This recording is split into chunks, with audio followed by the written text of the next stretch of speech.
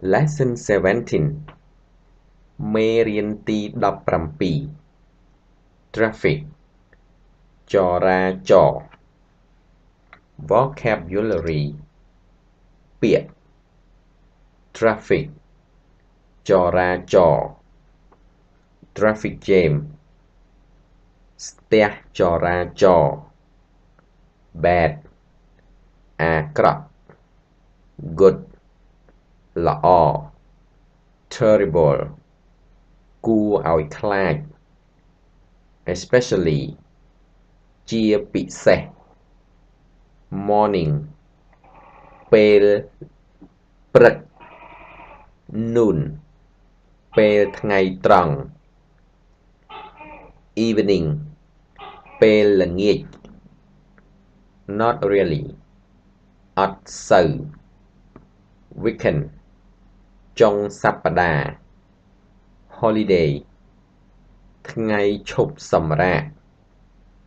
Mostly ភាគច្រើន People ប្រជាជន Like ចូលចិត្ត Out ក្រៅ Quiet ស្ងាត់ Dialogue How is the traffic in Phnom Penh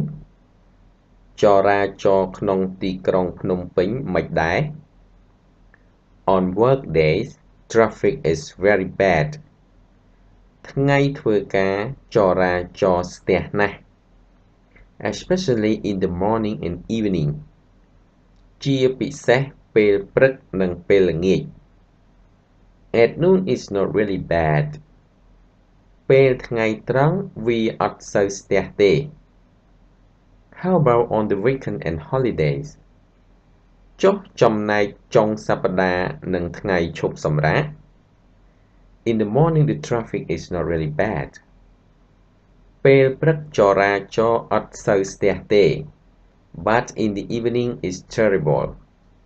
ប៉ុន្តែពេលល្ងាចស្ទះណាស់ Why ហេតុអ្វី Mostly people like to go out in the evening ភាគច្រើនប្រជាជនចូលចិត្តទៅក្រៅពេលល្ងាច